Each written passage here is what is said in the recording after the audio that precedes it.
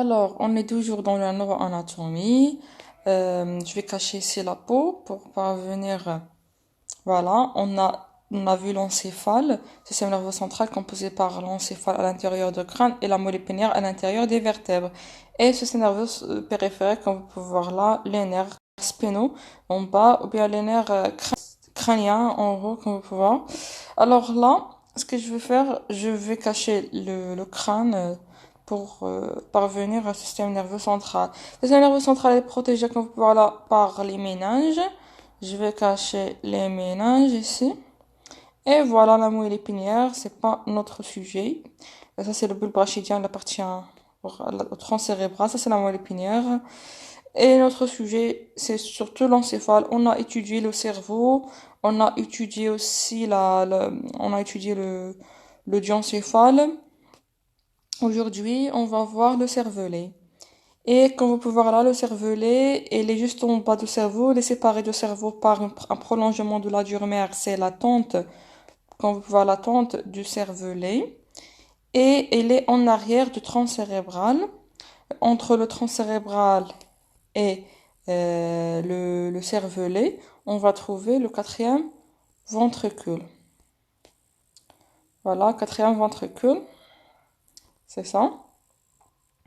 Alors pour bien voir, je vais prendre une coupe. Voilà, on a dit il est sous le cerveau en haut, surtout le lobe.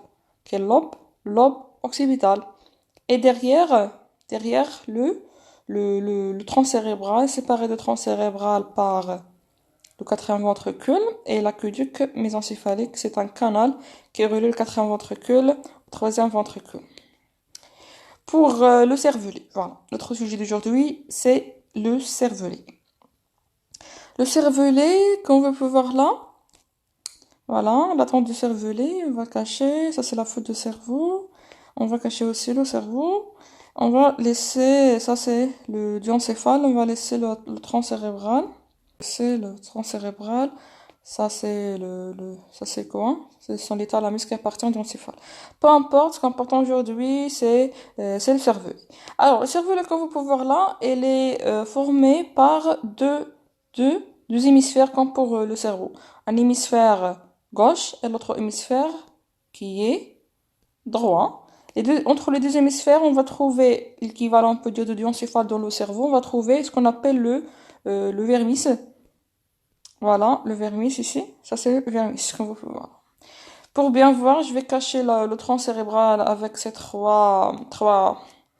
avec ces trois étages. On a le mésencéphale, on a le pont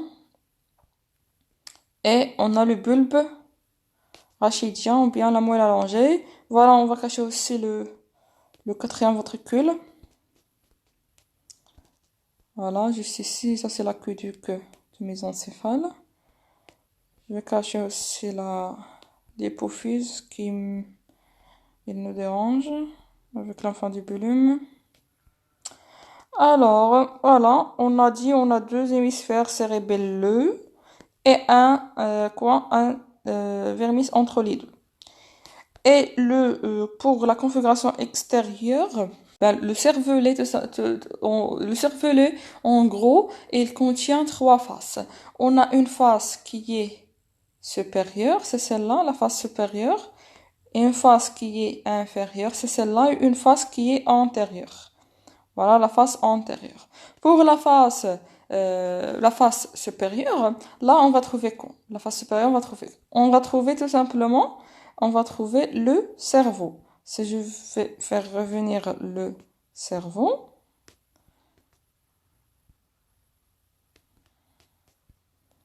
voilà, surtout la tente du cervelet, sur la face supérieure de quoi? La face supérieure du cervelet. Voilà la face supérieure du cervelet. Ça, c'est la face supérieure du cervelet. Et voilà, elle est séparée du cerveau par la tente du cervelet. En bas, pour la face inférieure, là, on va trouver quoi? On va trouver l'os, surtout l'os temporal.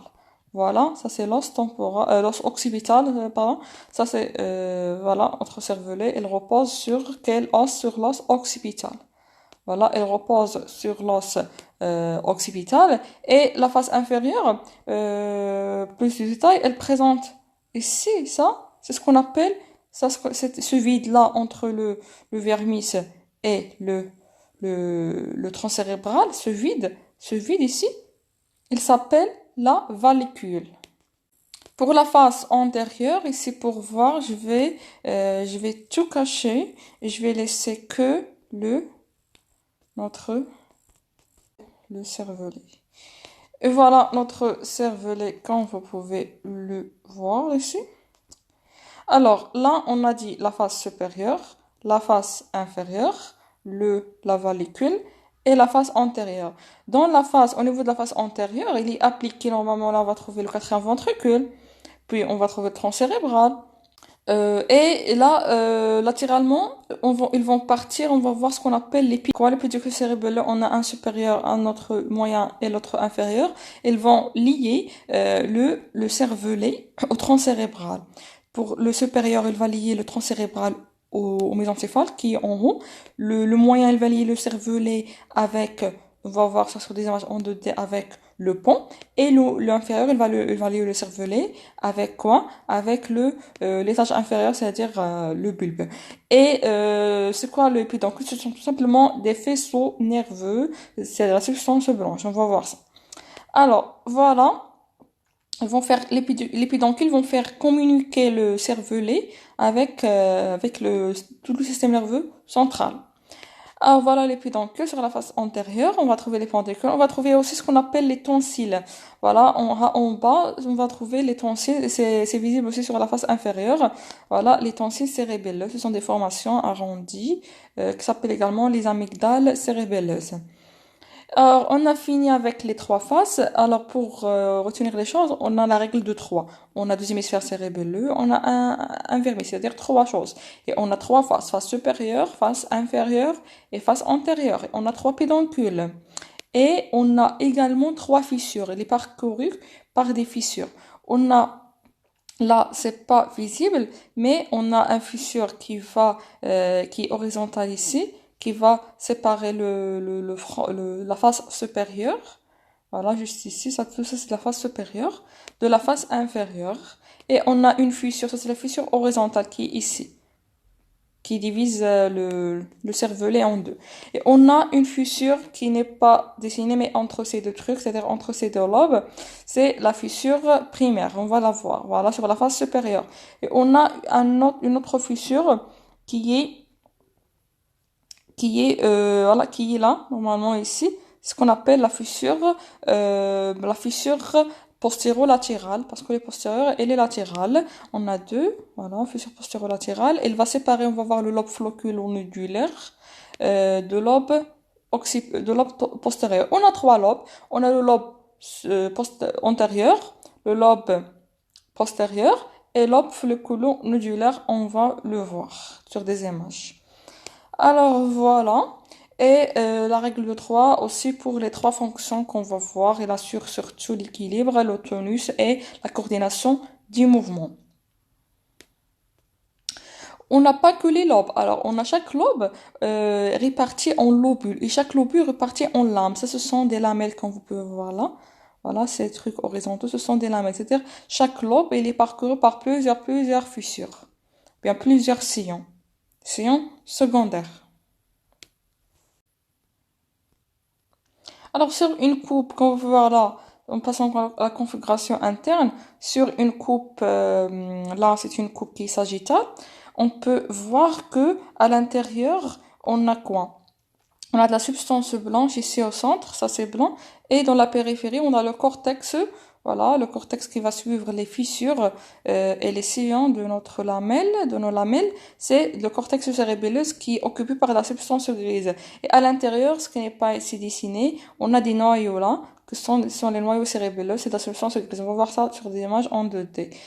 Pour les rapports de cervelet, on a quoi comme rapport avec les organes en voisinage? Alors, je vais les isoler, comme vous pouvez voir là.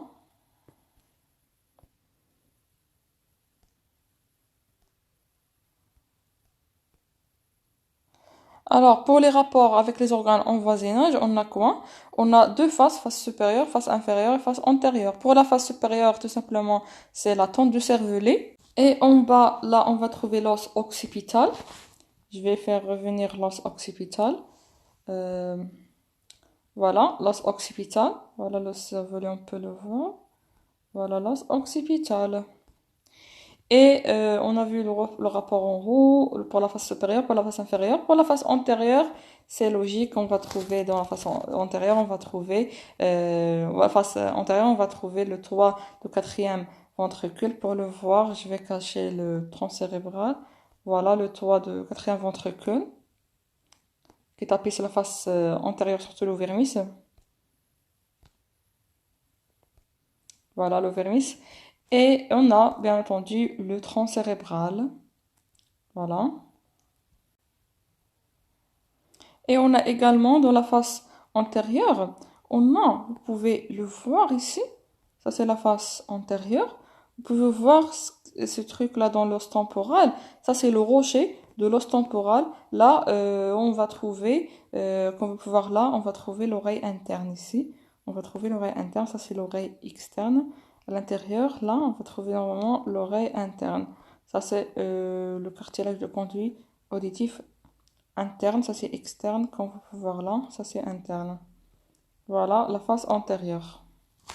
Alors passons à la vascularisation. Alors on a dit pour le cervelet, c'est la règle de 3. Et ça s'applique aussi pour la vascularisation artérielle. On a 3 artères, on va les voir. Simplement.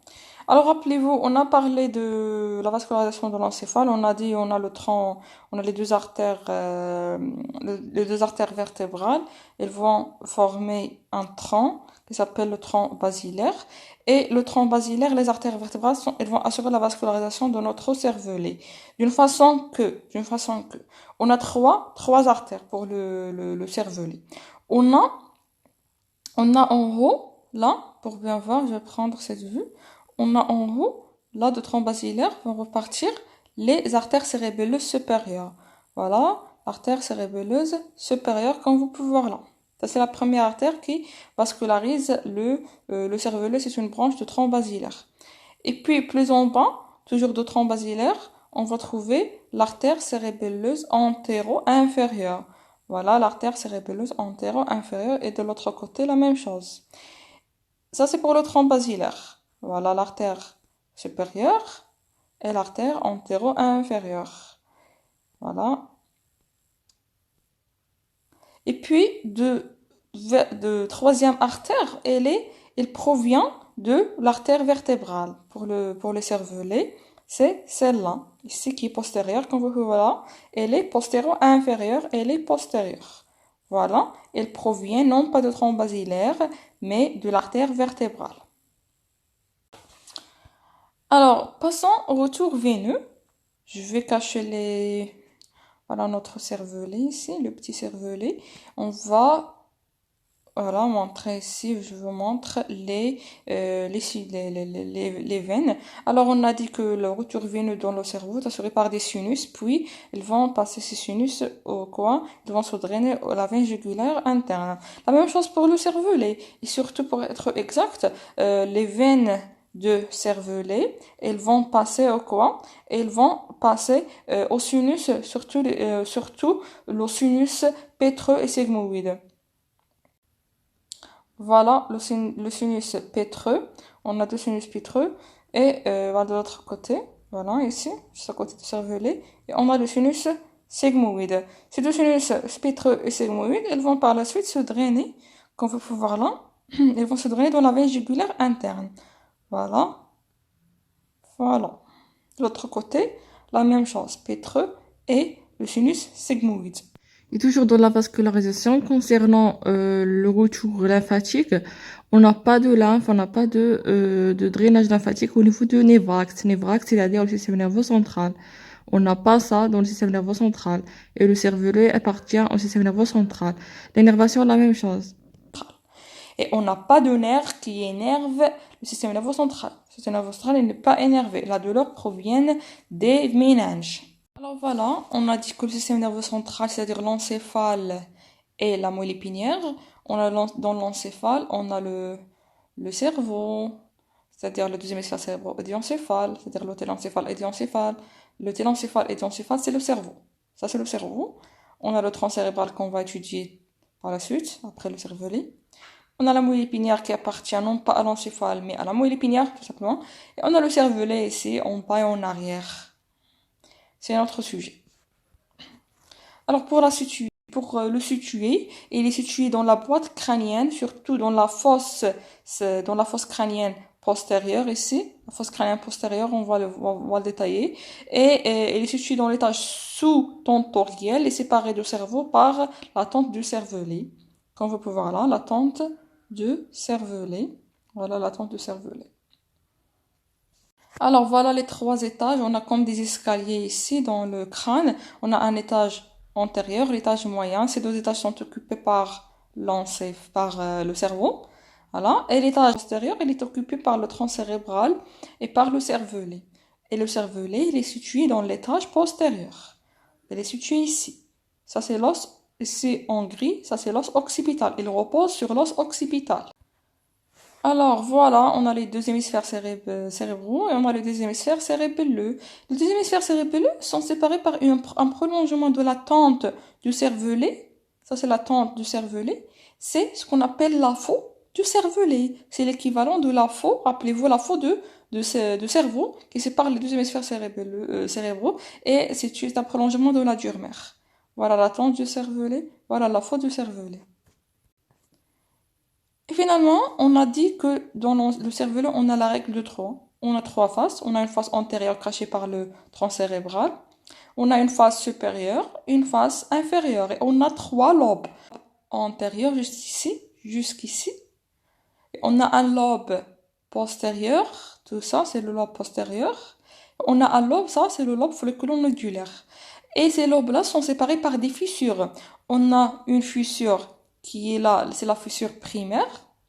Ça, c'est la fissure primaire qui sépare le lobe antérieur de lobe postérieur. Et on a la fissure horizontale qui sépare la face supérieure de la face inférieure. Et on a aussi une fissure qui est juste ici. C'est la fissure postéro-latérale qui sépare le lobule, ou bien le lobe folliculo-nodulaire de lobe postérieur. La règle de 3. Aussi la règle de 3 pour les pédoncules. On va les voir. Voilà, les pédoncules. On a dit que le cervelet, il est attaché au système nerveux central par des pédoncules. Voilà, on a des pédoncules, trois pédoncules. Pédoncule supérieur, voilà, pédoncule supérieur, qui sont juste des faisceaux du système nerveux central, c'est-à-dire des faisceaux nerveux de la substance blanche. Voilà, on va voir pourquoi elle est importante. Voilà, ça c'est supérieur, pédoncule supérieur. Pédoncule moyen, pourquoi? Pour le pont. Ça c'est pour le mésencéphale. Le moyen c'est pour le pont. Et des faisceaux qui sont, bien des pédoncules qui sont inférieurs pour le bulbe. Voilà. On a trois pédoncules. Voilà les trois faces. La face sur trois vues, on peut voir une vue sagittale, la fissure primaire, la fissure horizontale, la fissure, ça c'est la fissure postérolatérale. Et on a trois lobes, lobe antérieur, lobe postérieur, lobe antérieur, lobe postérieur, lobe antérieur, lobe postérieur sur cette vue. Ça c'est une vue postérieure, c'est une vue antérieure. Et lobe folliculo-nodulaire. Voilà. Lobe folliculo-nodulaire. On ne peut pas l'avoir sur la face postérieure. Sinon, pour la face antérieure, ici, on a un vide là, c'est ce qu'on appelle la vallicule. Et on a deux tonsilles en bas. Voilà, ce sont les tonsilles cérébelleuses. Voilà le lobe folliculo-nodulaire. On a le vermis, règle de 3, le vermis et les deux hémisphères cérébelleux. Voilà. Voilà la vallicule, on peut la voir ici, la vallicule. On a trois faces, supérieure, inférieure, séparées par la fissure horizontale. Et finalement, la face antérieure qui répond au plancher du quatrième ventricule, comme vous pouvez voir ici.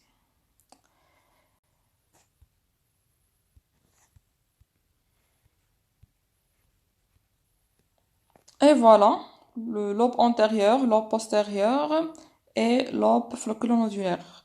Ici, on a dit sur la face postérieure, une vue postérieure, on peut pas le voir. Pourquoi? C'est pour ça on a isolé, on peut dire ça, c'est normalement sur une vue antérieure, on a isolé le lobe flocculonodulaire. Ça c'est postérieur, le lobe postérieur, le lobe antérieur. On a trois lobes. Et chaque lobe, ça c'est le lobe antérieur, le lobe postérieur, le lobe flocculonodulaire.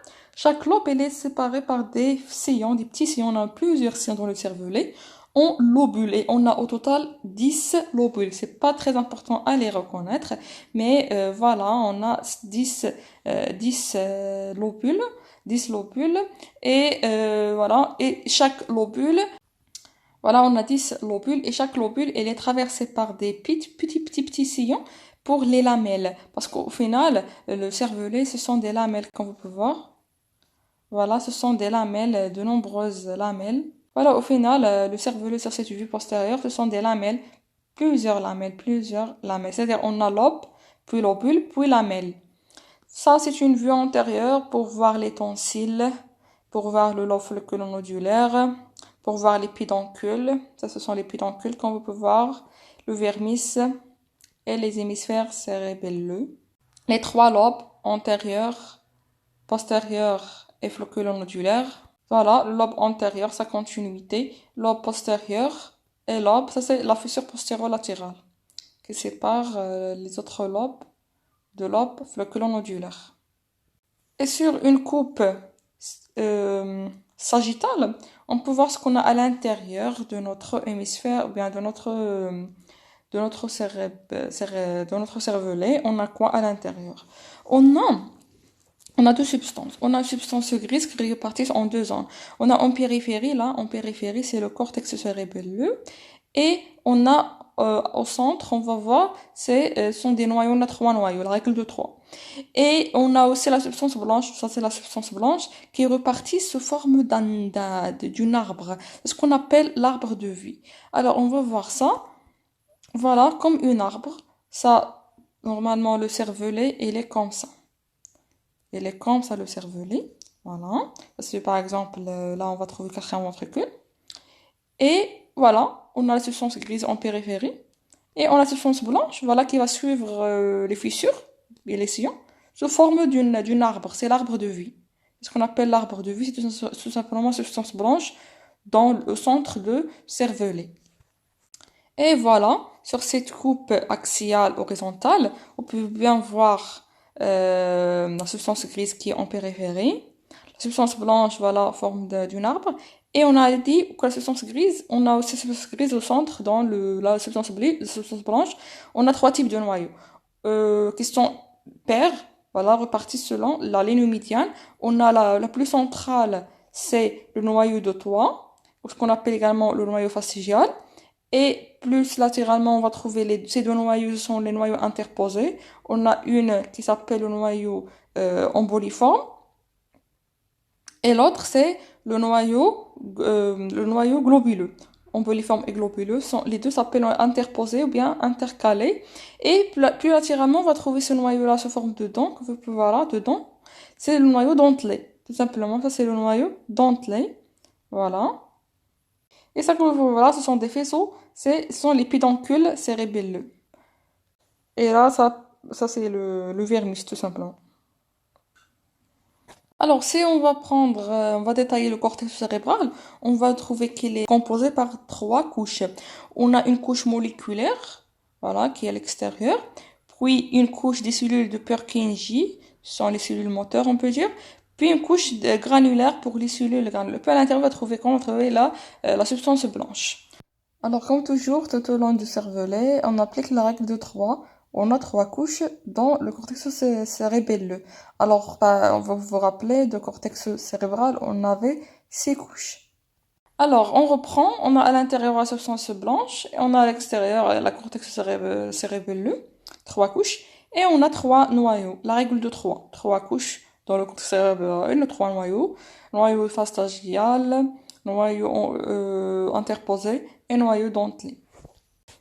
Alors finalement, on peut repartir le cervelet en trois groupes, on peut dire en trois parties selon selon deux divisions. On a division fonctionnelle et on a une division, ce qu'on appelle la division phylogénétique. On a ce qu'on appelle, selon la division phylogénétique, on a ce qu'on appelle l'archéocérébellum. Alors l'archéocérébellum, c'est ça en vert, c'est ça en vert. Alors là, en vert, c'est ça. Alors on a dit on a lobe antérieur, lobe postérieur et lobe folliculo-nodulaire. Là, on va trouver qu'on a trois choses, mais on a l'archéocérébellum qui englobe aussi la partie centrale et le lobule folliculo-nodulaire. C'est-à-dire pour être, peut dire simple, on va repérer, on va parler, lorsqu'on va parler de l'archéocérébellum, c'est-à-dire on parle de lobule, bien de lobe folliculo-nodulaire.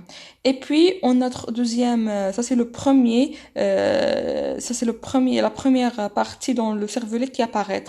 Et c'est ce qu'on trouve dans les animaux, dans les poissons, voilà, les poissons qui sont moins évolués par rapport aux autres, par exemple par rapport aux mammifères, par rapport aux oiseaux, on va voir. Ça, ce qu'on trouve dans dans les poissons, et ça va assurer ce qu'on appelle l'équilibre. On va détailler l'équilibre. Voilà, ça c'est l'archéocérébellum ou bien l'équilibre ou bien le flocculon nodulaire. Deuxième partie du cervelet, ça c'est l'archéocérébellum. On a ça qui est paravermien. Voilà, ça ce qu'on appelle la partie paleocérébellum. Paleocérébellum, c'est ce qu'on trouve chez les reptiliens et chez les oiseaux. Voilà. C'est plus développé que celui-là. Ça va apparaître après l'archéocérébellum. Pour le paléocérébellum, on peut peut dire, le montrer par le lobe, quel lobe? Le lobe antérieur. C'est pas très correct, mais pour simplifier les choses. Voilà. Alors, ça va assurer quoi? Ça va assurer le tonus. Ça va assurer le tonus. Et c'est-à-dire le tonus, c'est-à-dire pour ne pas tomber. C'est pour ça qu'on ne va pas le trouver chez les poissons. Chez les poissons, puisqu'ils vivent dans l'eau, ils ont pas besoin d'être debout. Ils n'ont pas besoin de ne pas chuter. Ils n'ont pas besoin de paléocérébellum. C'est pourquoi ils ont juste le archéocérébellum pour assurer l'équilibre. Voilà. Alors, voilà, c'est-à-dire pour savoir où ils sont au nord, au sud, etc. L'équilibre pour savoir peut dire les lieux. Alors, par la suite, on a ça. C'est le cerveau, bien la partie du cerveau la plus développée qu'on trouve juste chez les mammifères, alors que les oiseaux et les reptiliens, ils ont juste l'archéoforme et le paléoforme. Le nioforme, ça c'est ce qu'on appelle le niocérébellum. Le niocérébellum, c'est correspondre en gros au lobe postérieur. En gros, et il va assurer la coordination des mouvements. La coordination des mouvements, c'est pour ça on va la trouver chez les mammifères et chez les êtres humains, bien entendu. Parce que finalement, le néocérébellum assure la coordination des mouvements et ce que nous, les êtres humains, on a besoin pour, par exemple, jouer le piano, pour faire des gestes qui sont un petit peu complexes. Et aussi bien que les mammifères, par exemple, les félins, pour qu'ils chassent leur proie, etc. Ils ont besoin des fonctions, on peut dire, plus hautes que celles chez les oiseaux, chez les poissons, etc. Par exemple, les poissons, ils n'ont pas besoin de ne pas tomber parce ils sont finalement dans l'eau. C'est-à-dire, ils ont juste l'équilibre. Ils ont besoin de l'équilibre, de savoir où ils sont. C'est-à-dire juste l'archéocérébellum. Et pour les oiseaux et les reptiles, ils ont besoin aussi bien de tonus musculaire. C'est-à-dire, ils ont aussi le paléocérébellum. Et pour les mammifères et les êtres humains, ils ont besoin, on a dit, des gestes qui sont plus complexes que juste de tenir debout et juste de savoir où on est. C'est-à-dire, on a la coordination du mouvement, c'est-à-dire le néocérébellum, quand on indique néo, c'est nouveau. On reprend, on a le lobe flocculonodulaire, il correspond à l'archéocérébellum. Le lobe antérieur correspond au paléocérébellum. Le lobe postérieur correspond au néocérébellum. Alors voilà, en gros, on a quoi? On a l'archéocérébellum, c'est le flocculocérébellum qui assure l'équilibre. Et on a le paliocérébellum, c'est l'antérieur, comme vous pouvez voir là. Et on a le néocérébellum, c'est le lobe postérieur. Ça assure le tonus, pour ne pas chuter. Ça assure la coordination des mouvements lorsqu'on fait plusieurs mouvements à la fois.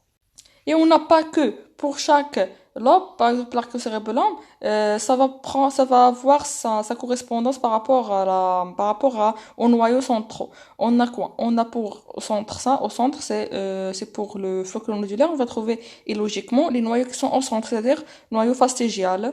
Voilà. Et plus latéralement, on va trouver ça, c'est pour le paliocérébellum et le lobe antérieur, on va trouver les noyaux intercalés, voilà, interposé, et ça correspond, c'est-à-dire au paliocérébellum.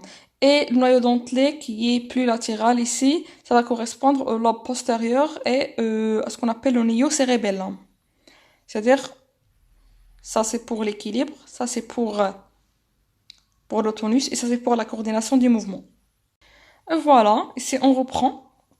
On a parlé de l'équilibre, est assuré par le vestibulocérébellum. S'appelle également, on va voir pourquoi ça s'appelle vestibulocérébellum, c'est-à-dire l'archéocérébellum, c'est-à-dire le flocon nodulaire et les noyaux fascigiales. Et puis, on a plus en dehors, on va trouver le contrôle de tonus et de la posture, voilà, pour ne pas tomber. Ça, c'est assuré par le lobe antérieur et les noyaux interposés, c'est-à-dire le paliocérébellum, ou bien on va voir, qui s'appelle également le spinocérébellum. On va voir pourquoi. Ça, c'est vestibulo-cérébellum par l'équilibre. Ça, c'est pour le tonus et la posture.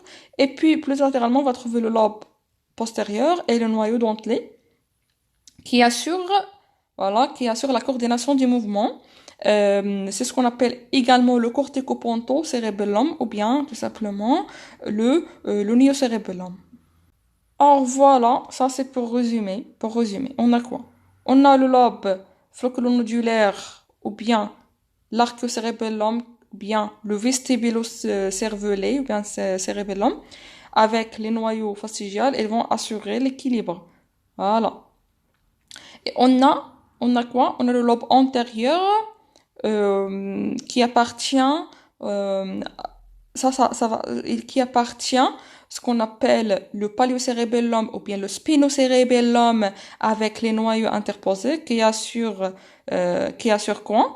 Il assure le tonus et la posture. Et plus latéralement, on va trouver le lobe postérieur qui appartient, on peut dire, au système. Quel système? Système de néocérébellum ou bien cérébro-ponto-cérébellum qui assure avec le noyau dentelé, qui assure la coordination du mouvement. Alors, on va détailler chacune de ces trois fonctions. L'équilibre, la posture, le tonus et la coordination du mouvement. Alors, et comme pour le cortex cérébral, rappelez-vous, on a parlé de l'homonculus moteur, l'homonculus sensitif.